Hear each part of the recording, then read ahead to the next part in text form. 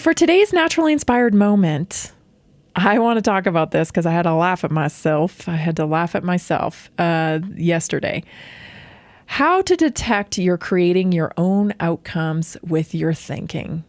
I did. I had to laugh at myself.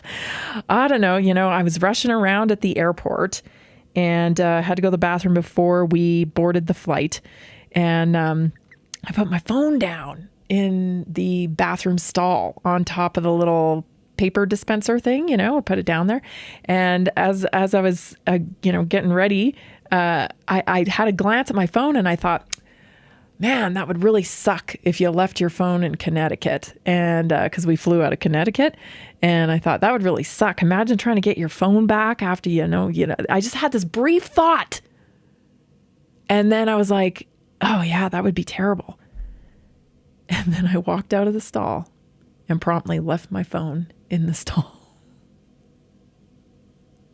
And I thought, thank goodness I walked out of the bathroom, and then I quickly remembered and I turned around and I was like beside myself. I couldn't believe that I had just done that. I literally just had the thought how that would really suck if you left your phone in Connecticut. And then there I go, leaving my phone in the stall. And so I was reminded that we truly do create our own outcomes. And so I wanted to bring that to your attention today. So here are 5 ways to detect that you may be creating your own outcomes and not even know it. So here it is. Notice if your expectations and results often line up. So if you're expecting struggle, shift the narrative, right? Begin expecting progress instead.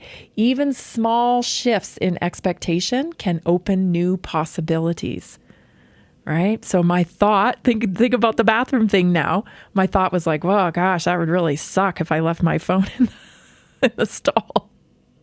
How would I track it down from Denver, right? I even had a brief visualization of being on the plane and thinking, what it felt like to realize, oh my gosh, I left my phone in the bathroom.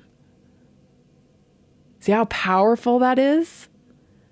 It's wild. I know it's crazy, but this is the reality that we're dealing with here. And the sooner you realize it and you recognize it, you can make change, and you can make huge change fast. Number 2, take an inner dialogue audit. So listen to how you talk to yourself daily. Replace your limiting words like I can't, I won't, I think I will have XYZ happen, and replace it with empowering ones like I can learn how, I can do this. Because your inner words create your outer evidence. So true, right? You're going to get to the point, you're never going to be perfect at this. And people who claim that they are perfect at it, the gurus or whatever, I don't buy it. Because even some of these teachers I've been following for decades, they still say, I got to work at it every day. We're living in a world that is very dark, unfortunately. There's good in the world too, but overall, this is a pretty dark place, especially right now. And so the world's not set up for you to have brilliant thoughts that are full of light and joy and you just got it all together. No. You might be a bot if that's the way you live your life. It's not that way. You're being tempted all the time. And so now I'm to the point where when one of these thoughts comes in, I just kind of laugh at myself because it's like, here you go again? Really? Really? Here you go again? Really? You're going to have this? You're going to take yourself down this pathway? Nope, I'm not going to. I'm going to replace it with something different, a different thought. Self-fulfilling prophecy pattern. So watch for repeated situations where your belief seems to come true. So ask, did my actions match my belief?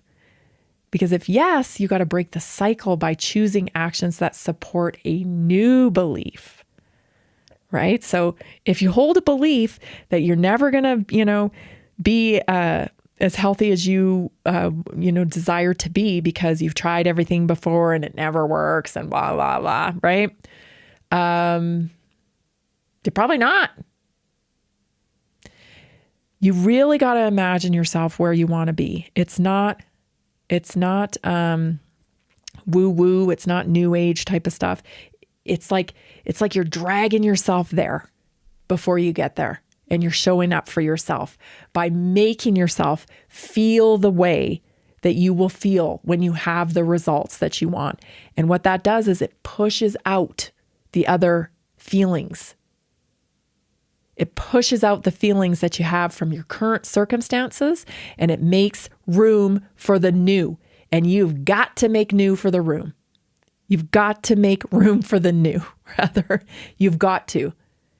You have to make room for the new feelings. You have to. And the only way to do that is practice imagination over and over and over again. It's not wishful thinking. It's creation. Track where your mental energy goes, towards problems or towards solutions. When you catch yourself looping on problems, pause and redirect your focus to one small action that moves you forward. Right? You've got to think. Like the other day, I was like, I'm going to make a list of all the solutions to this, even the crazy solutions, because the more solutions in the solution column, the more options you have. And maybe they may seem crazy, but you never know. It's that feeling of being stuck, not having any solutions. That's a problem. So go wild with your solutions. The right one, you'll focus in on the right one, but think of as many crazy solutions for that issue as you possibly could come up with. Because the more options you have, the better. Emotional feedback. Pay attention to your emotional state because it reveals your thought patterns, right? It's first a thought that creates a feeling, but it's a loop, right? So if we can get in front of, I always say this, like if we can get in front of the first thought that kind of sends you on your pattern, right? On loop, on repeat, if we can get in front of that and like I do, laugh at it. Like, I know where this is going. I've been here before. This is a familiar loop. No, not going there.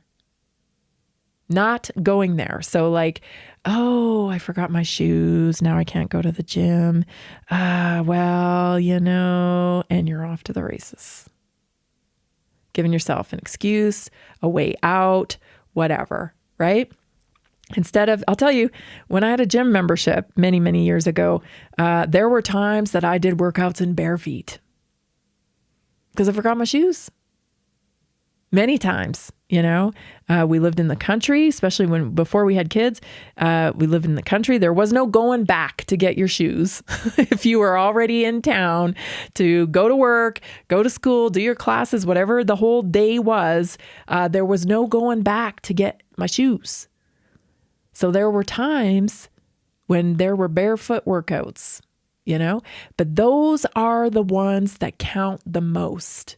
When you can get in front of your thought process before it goes on the loop, okay, laugh at yourself.